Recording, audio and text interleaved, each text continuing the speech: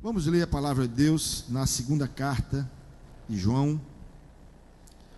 Diz o seguinte: o ancião, a senhora eleita e a seus filhos, aos quais amo na verdade, e não somente eu, mas também todos os que têm conhecido a verdade, por amor da verdade que está em nós e para sempre estará conosco. A graça, a misericórdia, a paz, da parte de Deus Pai e da do Senhor Jesus Cristo, o Filho do Pai, sejam convosco na verdade e amor. Muito me alegro por achar que alguns de teus filhos andam na verdade, assim como temos recebido o mandamento do Pai. E agora, Senhora, rogo-te, não como escrevendo-te um novo mandamento, mas aquele mesmo que desde o princípio tivemos, que nos amemos uns aos outros. E o amor é este, que andemos segundo os seus mandamentos. Este é o mandamento, como já desde o princípio ouviste, que andeis nele, porque já muitos enganadores entraram no mundo, os quais não confessam que Jesus Cristo veio em carne. Este tal é o enganador e o anticristo. Olhai por vós mesmos, para que não percamos o que temos ganhado, antes recebamos o inteiro galardão. Todo aquele que prevarica e não persevera na doutrina de Cristo, não tem a Deus. Quem persevera na doutrina de Cristo, esse tem tanto o Pai como o Filho. Se alguém vem ter convosco e não traz esta doutrina, não recebais em casa, nem tampouco os saudeis, porque quem o saúda tem parte nas suas más obras.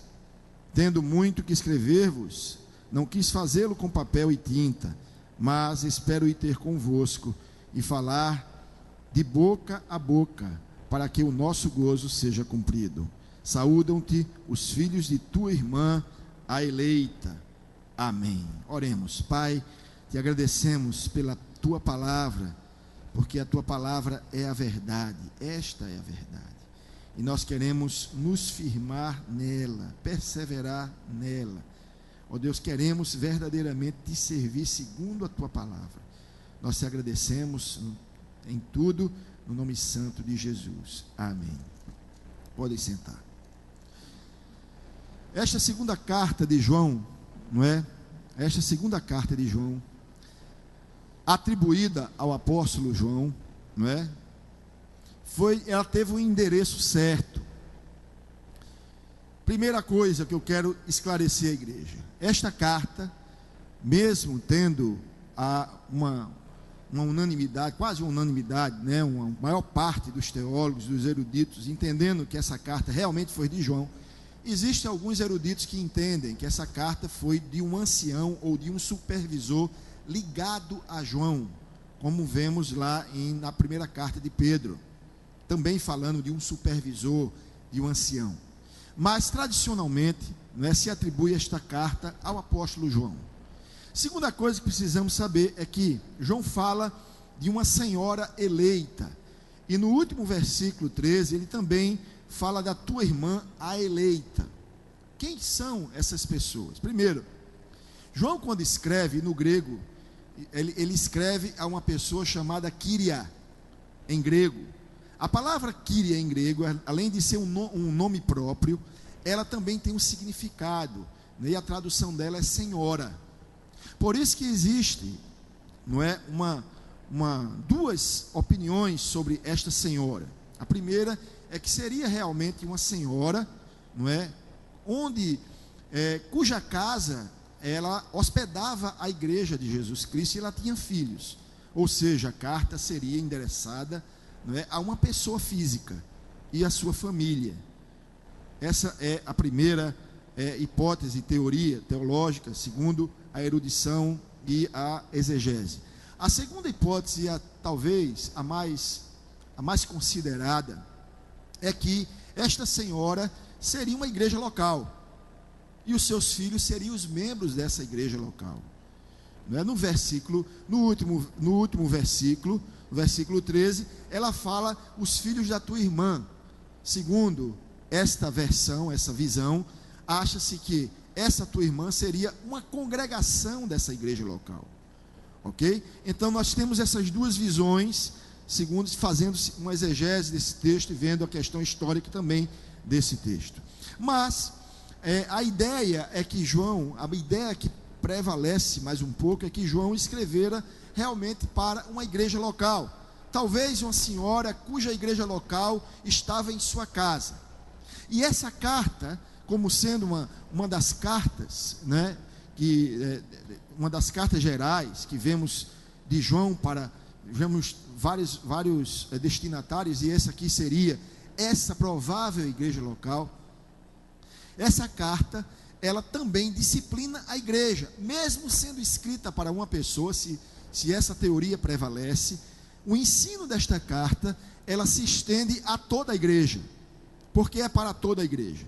Por isso que, não é, a opinião mais corriqueira, a opinião que é mais considerada no meio teológico é que esta carta seria escrita para a igreja local e os seus membros seriam os seus filhos. E a sua irmã seria talvez uma pequena congregação eleita também. Bom, esclarecendo o destinatário desta carta, não é, essas questões, não é, que ainda existe polêmica, mesmo havendo essa polêmica sobre o destinatário, isso aí, o que nós temos que nos ater agora é pelo conteúdo da carta, o que Deus nos ensina por meio do apóstolo João, quando ele escreve essa carta, essa senhora, não é, que pode ser uma pessoa, pode ser a igreja, por ser eleita. Uma outra coisa importante que nós devemos entender é que João escreve esta carta com o objetivo de alertar a igreja de Jesus Cristo, lógico, não só uma família, mas entendemos que a melhor tradução seria uma igreja local, sobre os ataques dos falsos mestres, para que aquela igreja ela perseverasse na sua eleição. E se talvez alguém aqui não estudou ainda essa questão da eleição, a eleição, não é, através da qual, não é, Deus nos adota como seu povo, por meio de Jesus Cristo.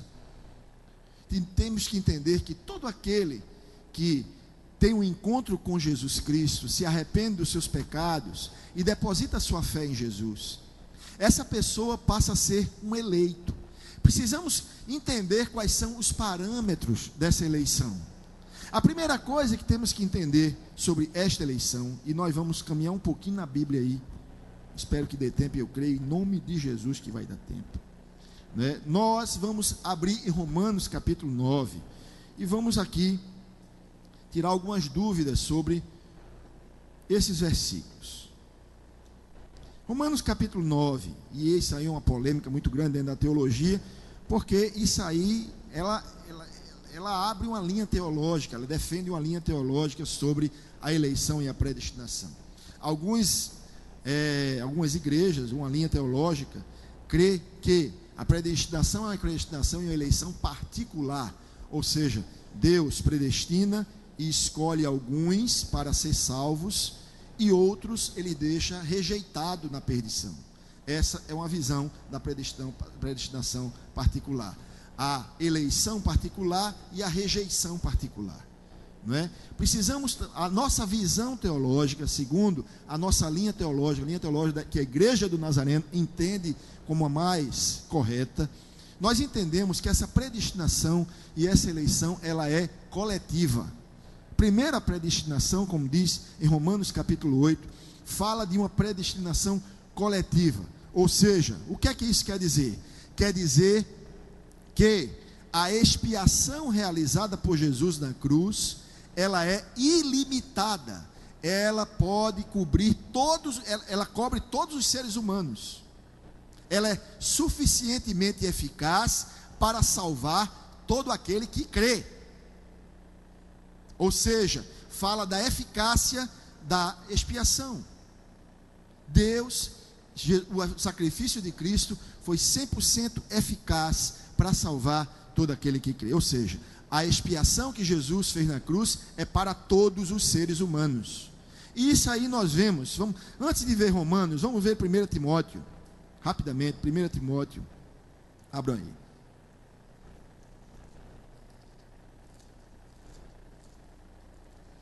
Capítulo 2 diz o seguinte, verso 3: porque isto é bom e agradável diante de Deus nosso Salvador, que quer que todos os homens se salvem e venham ao conhecimento da verdade.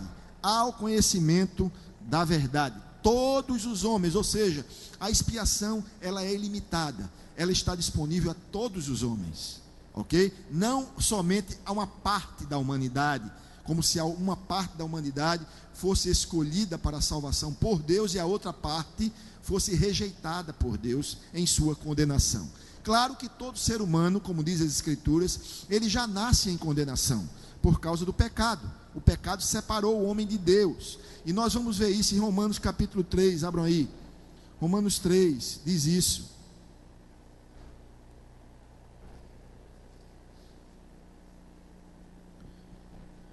Verso 23: porque todos pecaram e destituídos estão da glória de Deus. Todos os seres humanos pecaram. Mas, no verso 21 e 22, o apóstolo Paulo diz o seguinte: mas agora se manifestou sem lei a justiça de Deus, tendo testemunho da lei e dos profetas. Isto é, a justiça de Deus pela fé em Jesus Cristo, para todos e sobre todos os que creem, porque não há diferença. Ou seja, assim como todos pecaram, a justificação, a justiça de Deus manifestada em Cristo, é também acessível a todos. Compreendem isso? Essa abrangência da eleição, pessoal. Capítulo 9 de Romanos, também é importante a gente ler aqui, porque existe uma controvérsia nesse versículo, porque não existe uma compreensão correta. Diz o seguinte, no versículo 13: como está escrito, amei Jacó e aborreci Esaú. Que diremos, pois? Que há injustiça da parte de Deus? De maneira nenhuma. Pois diz a Moisés: compadecer-me-ei de quem me compadecer, e terei misericórdia de quem tiver misericórdia. Assim pois isto não depende do que quer, nem do que corre, mas de Deus que se compadece. O que vemos aí, que existe uma defesa, daqueles que defendem a predestinação particular, eles dizem que esse versículo diz respeito a uma escolha para a salvação, ou seja, uma salvação particular de uns e uma rejeição particular de outras. Mas se a gente for analisar o texto à luz de um contexto, o que se mostra em Romanos capítulo 9, o que o apóstolo Paulo mostra aqui, é que Deus não fala aí de uma predestinação particular, mas isso sim de uma escolha coletiva, de um líder da coletividade de Israel. E nós vemos isso, ele fala de Esaú e Jacó. Esaú nasceu primeiro, Jacó veio logo depois, mas Deus disse que o menor iria governar sobre o maior, o mais velho. Ou seja, isso aqui fala sim da liderança de Jacó, quem iria herdar ali de Isaac a liderança de Israel. E nós vemos isso, se abrirmos lá em Gênesis capítulo 25, Gênesis 25,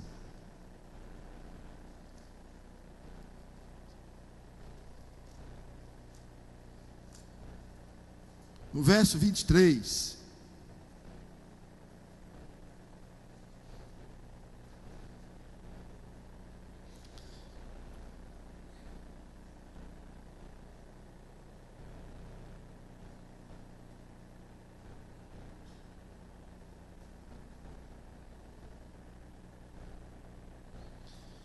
o Senhor disse a Isaac e a Rebeca, disse o seguinte, falando sobre a gravidez de Rebeca, que era Esaú e Jacó, verso 23: duas nações há no teu ventre, e dois povos se dividirão das tuas entranhas, um povo será mais forte do que o outro povo, e o maior servirá ao menor.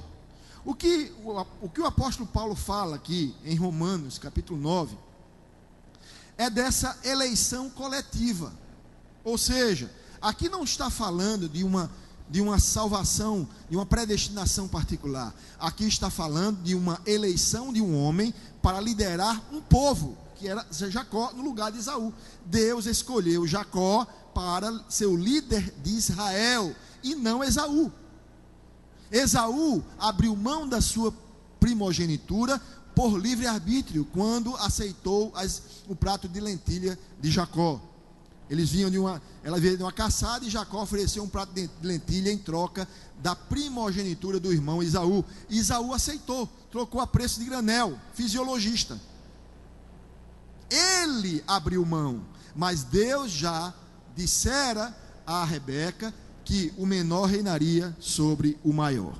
Então, quando vemos, a primeira coisa que precisamos entender é que essa eleição, a abrangência dela é para todas as pessoas. Jesus não morreu por um grupo pequeno de indivíduos. Agora, assim como a expiação é ilimitada, esta eleição, ela é condicionada. Condicionada a quê? A fé. A expiação, sim, é para todos, mas a eleição, ela é condicionada à fé. Nós não somos escolhidos por Deus para ser eleitos.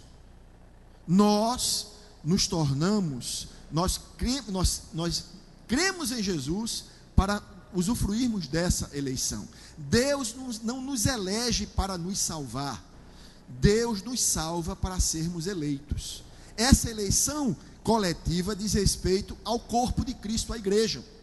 Nós somos eleitos em Cristo. Aquele que estiver em Cristo é o eleito. Então cremos numa eleição coletiva e não particular.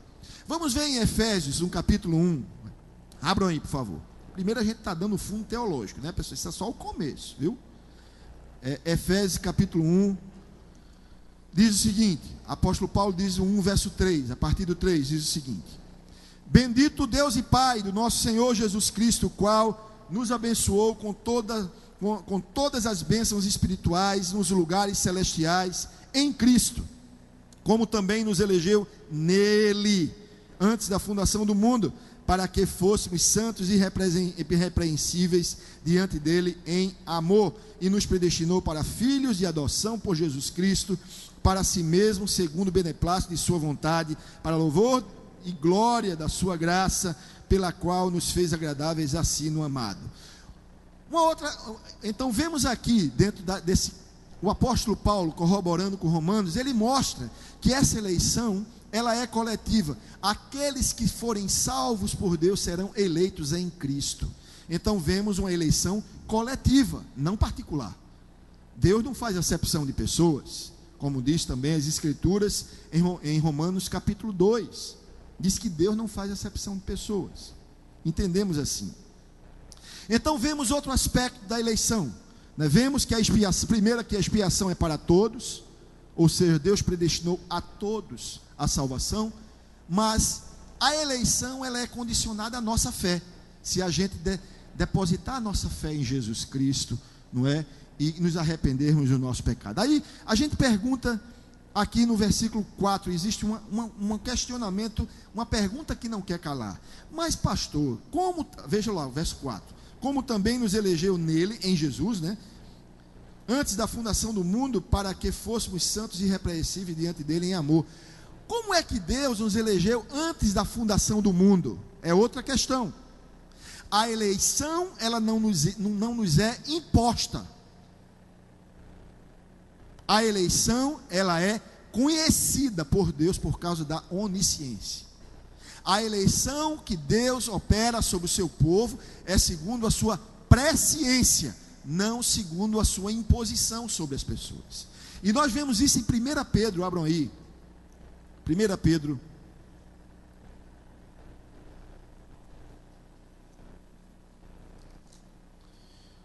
capítulo 1, verso 1 e 2. 1 Pedro, capítulo 1, verso 1 e 2.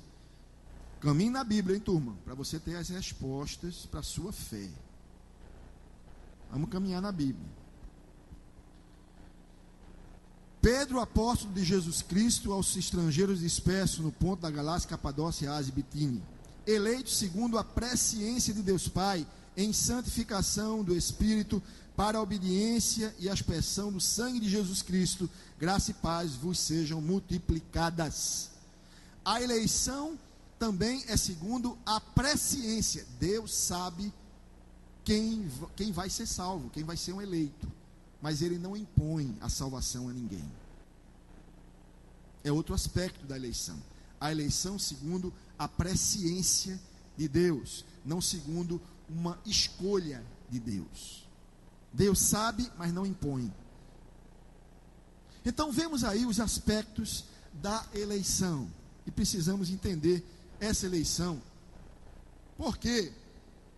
Porque essa eleição é celebrada na segunda carta de João. Ela fala a uma senhora eleita, a uma igreja eleita, e ela diz: olha, preserve a sua eleição, preserve, porque você faz parte de um corpo eleito. Não troque a granel a sua eleição, não troque a granel a sua salvação, não troque a granel a vida que Jesus Cristo lhe deu. Tome cuidado. Eu me alegro porque você persevera na verdade.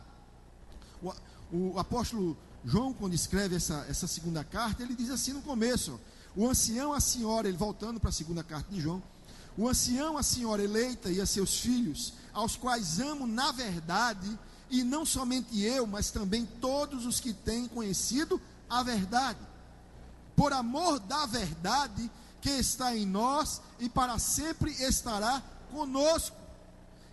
A graça, a misericórdia e a paz da parte de Deus Pai e da do Senhor Jesus Cristo, o Filho do Pai, sejam convosco em quê? Irmão, vocês estão lendo ou estão dormindo? Eu vou ler de novo, vamos lá. A graça, a misericórdia e a paz da parte de Deus Pai e da parte do Senhor Jesus Cristo, Filho do Pai, sejam convosco em quê? Na verdade, no amor. Ou seja, a graça, a misericórdia, a paz, condicionada a estarmos na verdade. E se não tiver na verdade, não tem isso. E é isso que nós precisamos compreender, irmão. Sabe por quê? Que tem tanto vento de doutrina nos últimos dias. Eu não sei se alguém já ouviu falar aqui daquele especialista em dólar. Já ouviu falar aqui, o especialista em dólar? Já ouvi falar, Raimundo? Veja só. O camarada estava ali, ele era especialista em dólar. E alguém diz assim: rapaz, você é especialista em dólar e você só estuda, você não estuda as notas falsificadas, não? Ele disse: não, eu só estudo as verdadeiras, eu me especializei no dólar verdadeiro. Eu conheço milimetricamente um dólar, quando eu pego nele eu já sei que ele é verdadeiro, ou não. Aí ele: mas por que você não estuda as notas falsas? Não preciso, porque se eu conhecer a nota verdadeira, assim que eu pegar na falsa, eu identifico na hora.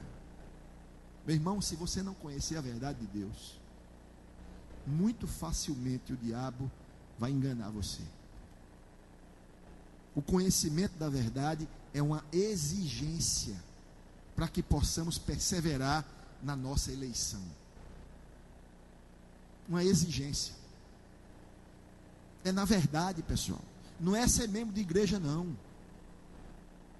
Eita, pastor, eu sou membro da igreja de Nazaré em Boa Viagem, estou salvo. Está nada, irmão. Se você estiver em Jesus, você está. Se você não tiver, pode esquecer.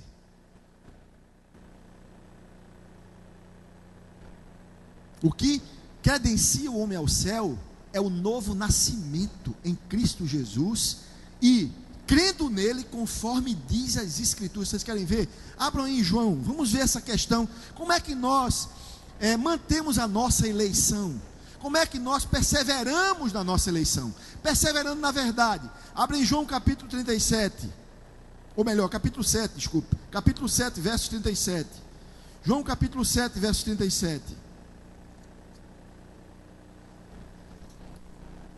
E 38, diz o seguinte: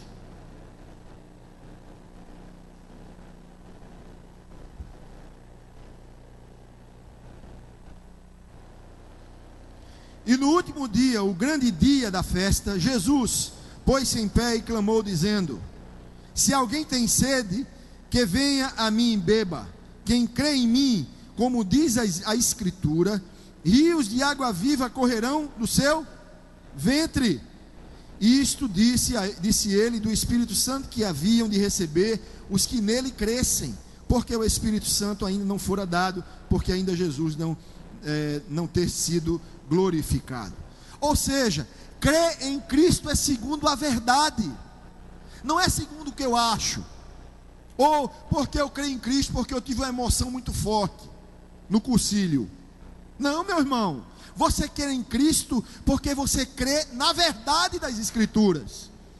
A sua conversão, o seu novo nascimento foi segundo a verdade das Escrituras.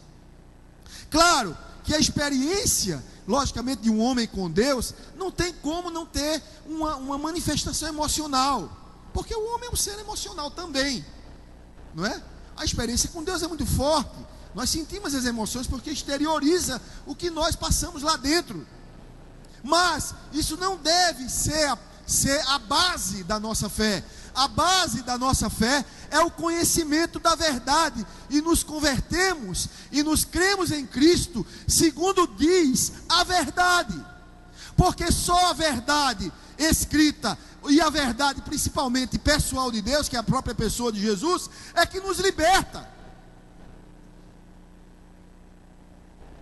E aí a gente precisa entender, irmãos, e ter uma fé madura, consistente, porque senão qualquer vento de doutrina e qualquer falso profeta vai lhe influenciar contra Jesus. O diabo, nós não devemos ter medo dele, mas não devemos subestimá-lo. Quem subestima Satanás está muito no alvo de levar uma rasteira. Primeiro, temos que estar firmados em Cristo Jesus.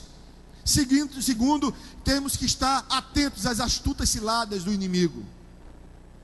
Vigiar e orar, para que a gente não entre em tentação. Isso é o Senhor Jesus. Temos que vigiar, queridos. E a gente aqui, hoje eu quero exortar a igreja a celebrar a sua eleição, aqueles que já entregaram suas vidas a Jesus, aqueles que ainda não, por algum motivo. Está na hora de você, de uma vez por todas, dar um mergulho nos braços do Senhor Jesus e celebrar a eleição em Cristo Jesus, que morreu por você numa cruz, morreu por você, pelos seus entes queridos. Ele expiou o meu pecado e o seu pecado.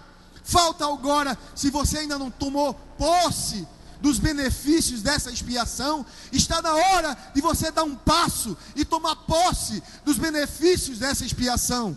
Ser justificado, ou seja, perdoado. Ser regenerado, ou seja, inclinado à natureza, regerada uma natureza, inclinado à obediência a Deus. Ser adotado como filho.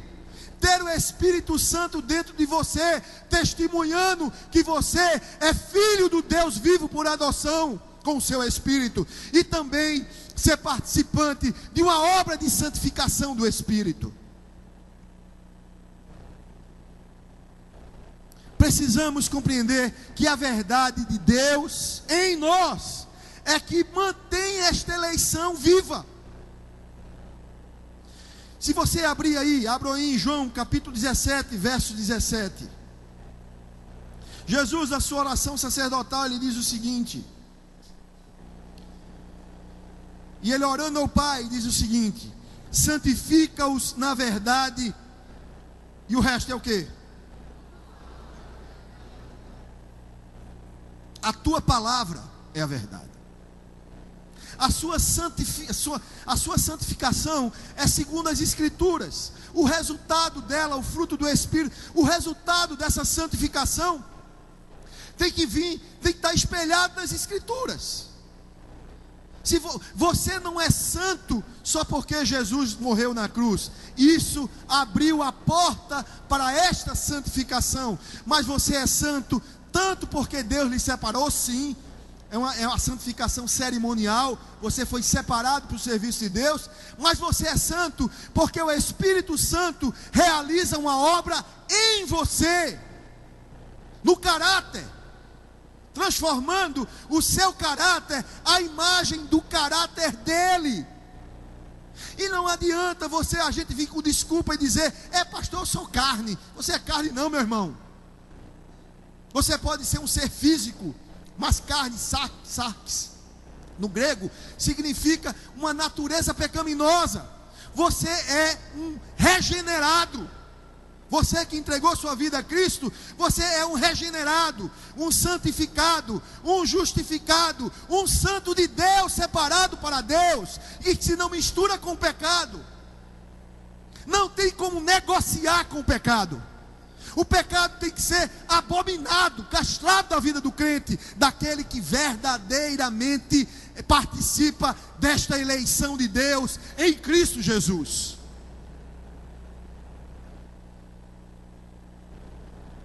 Porque essa salvação é segundo a verdade. O apóstolo Paulo fala também em Romanos, capítulo 1, abram aí.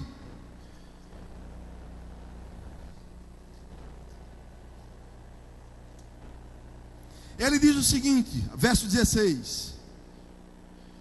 Capítulo 1, verso 16, Romanos.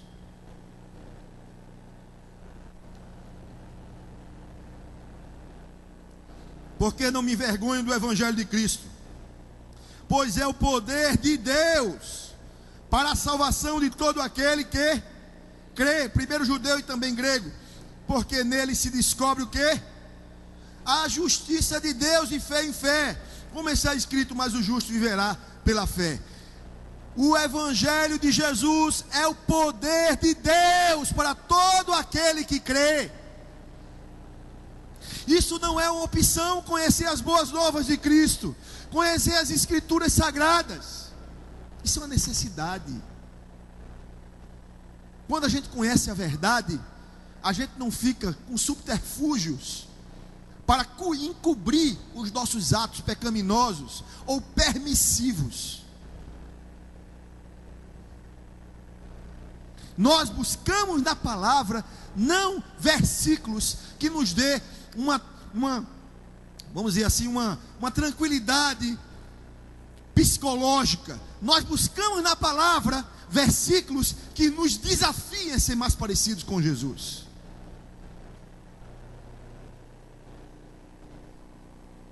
É a verdade que guia os nossos passos, é a palavra que guia os nossos passos. O salmista Davi, no Salmo 119, abram aí, Salmo 119, no verso 105.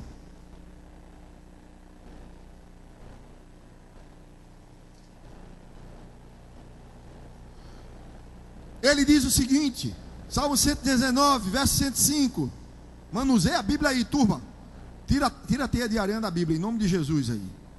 Amém? Diga ao seu irmão, meu irmão, diga ao seu irmão do lado: meu irmão, balança essa Bíblia. Diga ao seu irmão do lado: meu irmão, balança a tua também.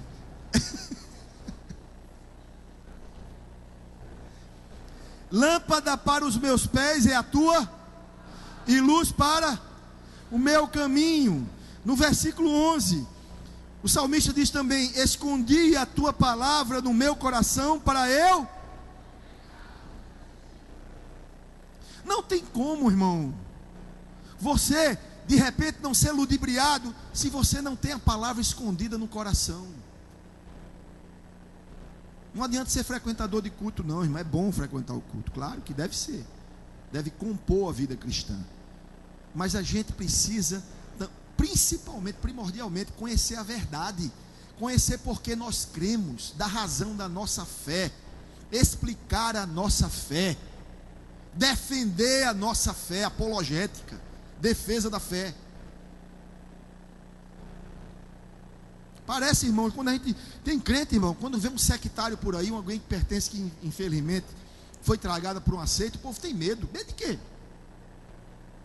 Se você conhece as escrituras, você não vai ser orgulhoso nem arrogante, tem que ser humilde, mas você vai ter conhecimento para defender a sua fé. Se você não tem, não enfrenta um exército de 200 homens se você só tem 50. Primeiro se fortaleça, conheça, para depois enfrentar. Não subestime o diabo. Mas agora, se fortaleça e conheça.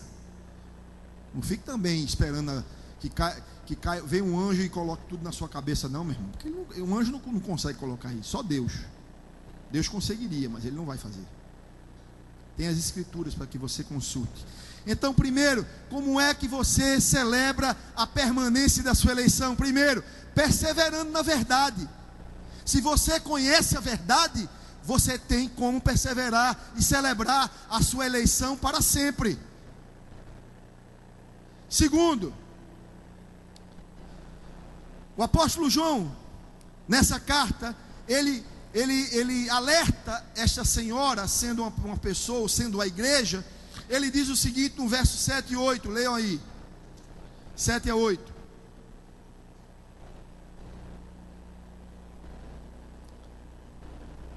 Porque já muitos enganadores entraram no mundo, os quais não confessam que Jesus Cristo veio em carne.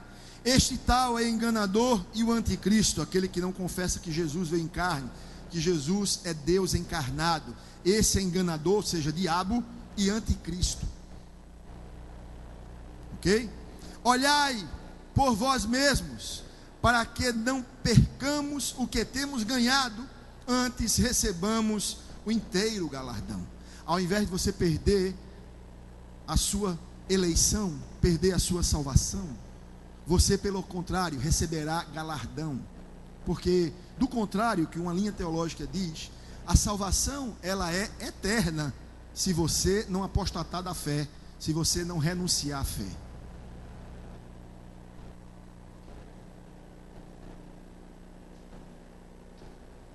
O homem tem livre-arbítrio total, tanto para entregar sua vida a Cristo, quanto para renunciar e negar a Cristo.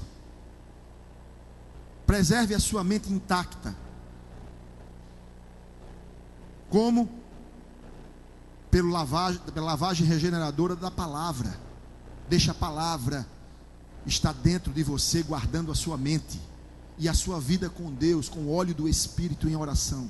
É assim que a gente se preserva. Senão, nossa mente sempre será um campo de batalha. Sempre será um campo de batalha. Agora, vença a batalha através da oração e da palavra. Se não for assim, você não consegue vencer não, meu irmão. Eu vou correr atrás de você um monte de vezes. É muito possível isso. Porque eu não consigo lhe firmar. Porque a salvação é pessoal. Agora, Jesus consegue, se você tiver comunhão com Ele. O Espírito de Deus é que é o penhor da nossa salvação, a garantia da nossa salvação. Como diz o apóstolo Paulo lá em Efésios, no capítulo 2 de Efésios, Ele é o penhor da nossa salvação. Vemos aí esse alerta a esta igreja local, provavelmente igreja local, para ela se afastar dos falsos profetas. E no versículo 8 diz assim: olhai por vós mesmos, para que não percamos o que temos ganhado, antes recebamos o inteiro galardão. Todo aquele que prevarica e não persevera na doutrina de Cristo, não tem a Deus. Quem persevera na doutrina de Cristo, esse tem tanto o Pai como o Filho. Não adianta, meu irmão, você ser... Tem gente que diz assim: eita pastor, eu nasci no Evangelho. Que bom. Meu pai foi pastor, meu avô foi pastor, meu tataravô foi pastor. E você? Não, pastor, eu estou meio afastado. Irmão, então volte urgente. Porque Deus não considera uma folha corrida, não.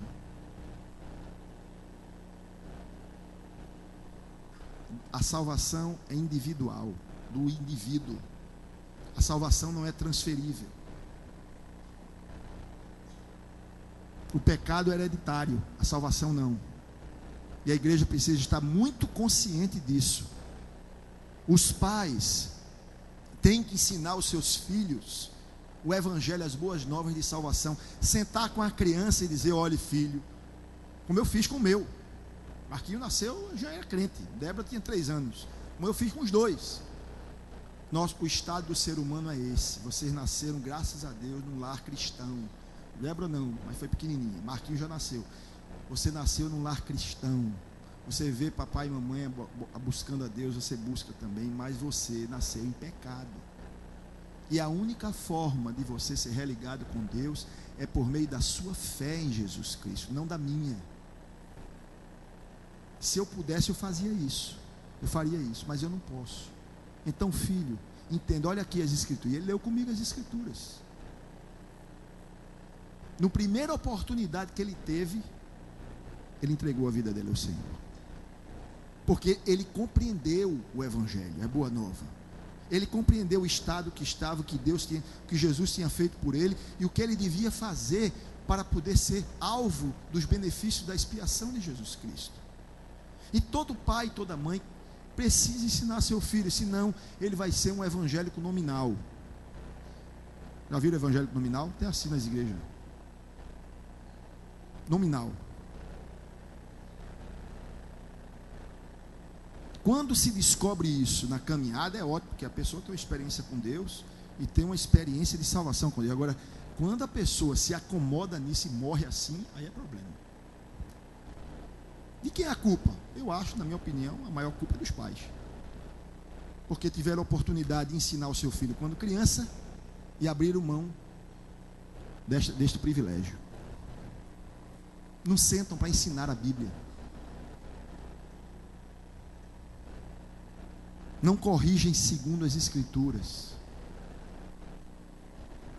Ah, pastor, porque o importante é o amor. Meu irmão, sabe qual é o maior amor que você dá ao seu filho? É ensinar a verdade e exortá-lo com amor na verdade. Esse é o maior amor que você dá ao seu filho. Não é com violência e truculência, não. Com amor, mas ensine a verdade. Repreenda e ensine enquanto é tempo. Porque vai ter o dia que ele não vai mais dar ouvido a você. Ele já vai estar com a cabecinha formada. Esse é o problema de muitas famílias cristãs. Ganha o mundo lá fora e perde o de casa. E aí? Como é que fica? Um alerta, irmão. O apóstolo João está dizendo, olha, senhora, cuidado com os falsos mestres. Vocês querem ver? Abram aí em 1 João capítulo 4, verso 1. Ele também exorta.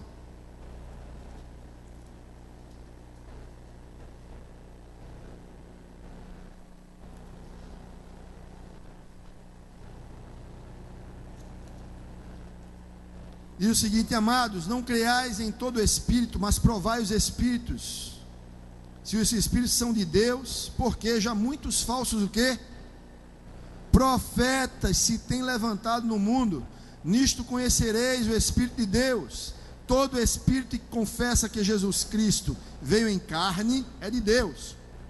E todo espírito que não confessa que Jesus Cristo veio em carne não é de Deus. Mas este é o espírito do anticristo, do qual já ouviste que há de vir, e eis que está já no mundo. O apóstolo João exorta também um outro público sobre esses falsos mestres. O apóstolo Paulo, em 1 Timóteo, abra aí, 1 Timóteo capítulo 4, ele também exorta sobre os falsos mestres. 1 Timóteo 4.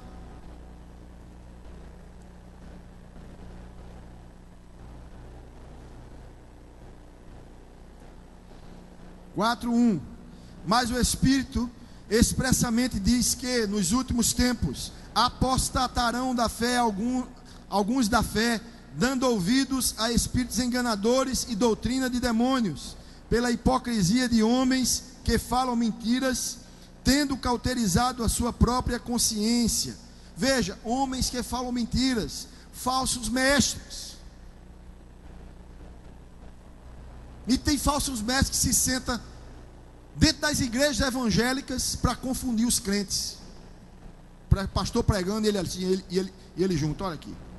Mas olha, isso aqui eu não sei não é bem assim não, viu? Sabia disso? Lobos que se esgueiram no meio das igrejas para ver se arrancam ovelha dentro da igreja. Cuidado, viu, irmãos? Cuidado. Muito cuidado. Sectários, direto. Conheçam a verdade para poder, de alguma forma, resgatar essas pessoas que estão sendo usadas pelo diabo como lobos dentro das próprias igrejas. A igreja tem que estar alerta. Estamos vivendo os últimos dias, meus filhos. Queira subir quando Jesus vier. Não queira ficar elocubrando sobre, sei lá, um tema vão ou viu aí que você de repente ouviu falar em algum lugar. Não. Cresça conhecendo a verdade e celebrando a sua eleição. Jesus também, abram em Mateus capítulo 7, verso 15. Jesus também fala sobre os falsos mestres. Mateus capítulo 7.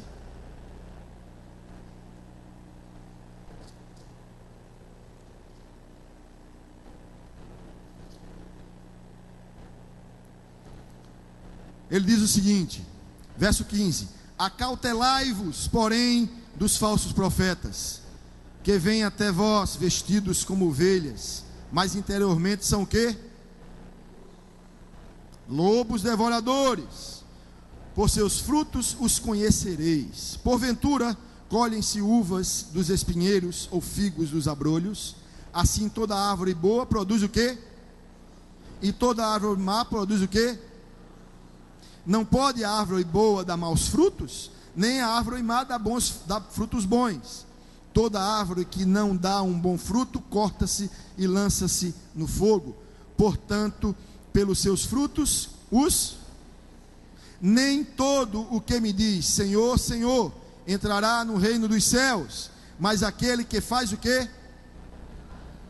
A vontade do meu Pai que está nos céus. Muitos me dirão naquele dia, Senhor, Senhor, não profetizamos nós em teu nome, e em teu nome não expulsamos demônios, e em teu nome não fizemos muitas maravilhas?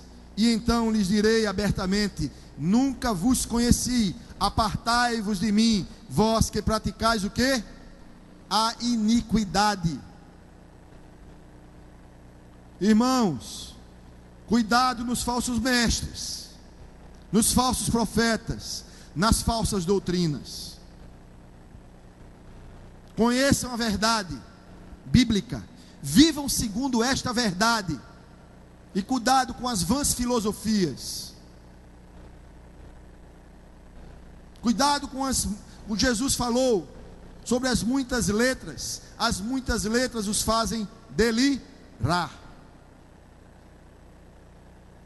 Filosofia é boa, mas deve ser balizada pelas escrituras. Teologia é boa, mas deve ser partir das escrituras e não de uma mera filosofia.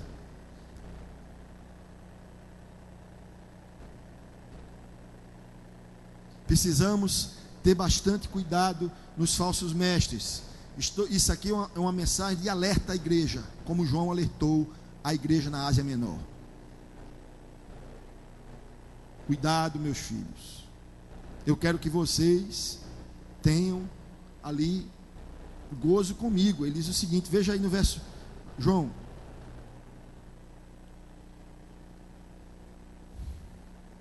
Tendo muito que escrever-vos, não vou... Deixa eu ver aqui.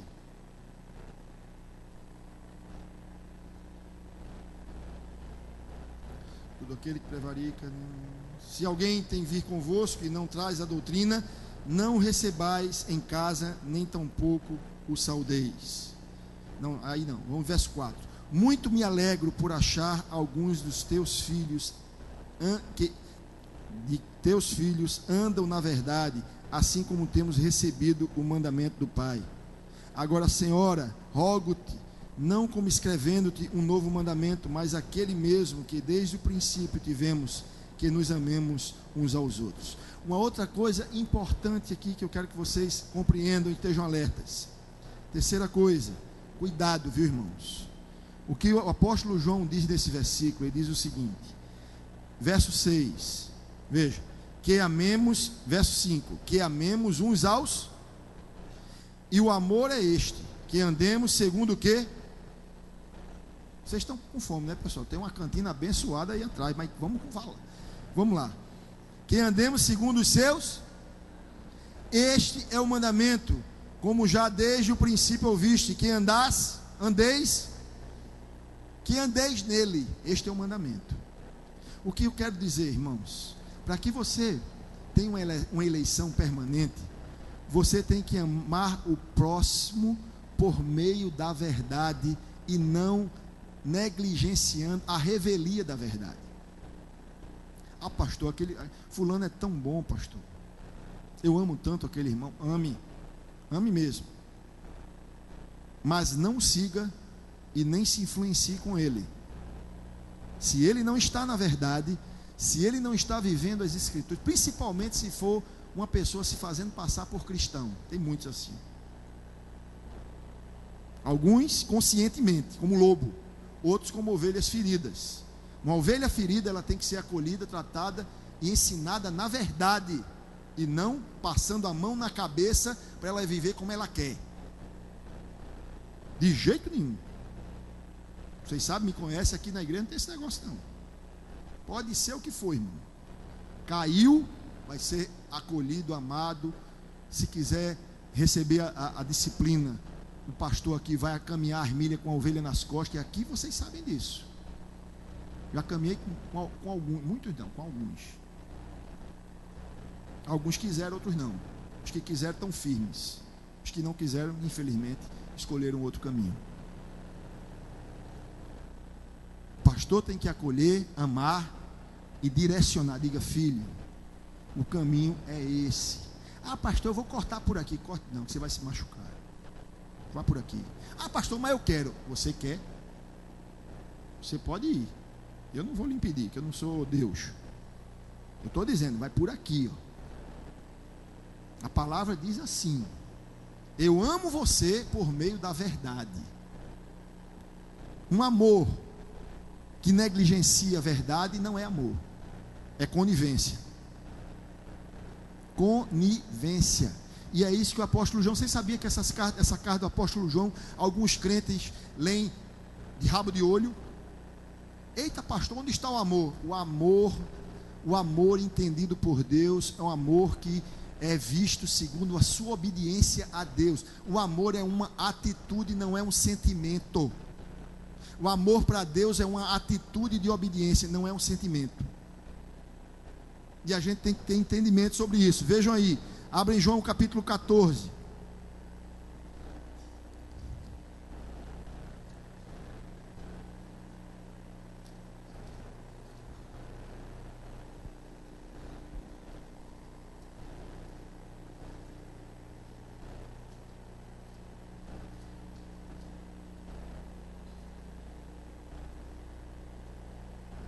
Peraí.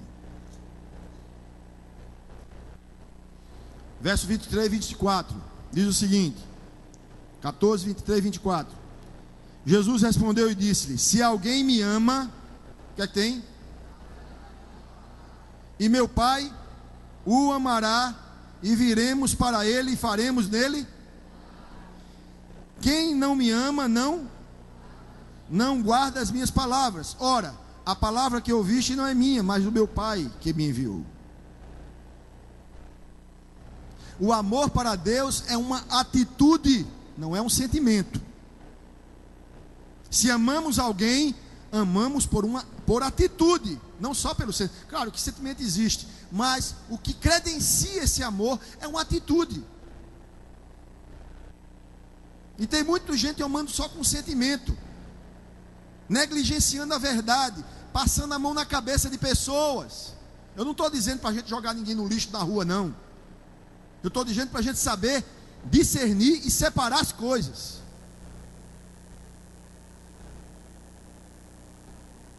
E o apóstolo João é muito claro, voltando lá a carta, vejam aí, voltem lá, pessoal.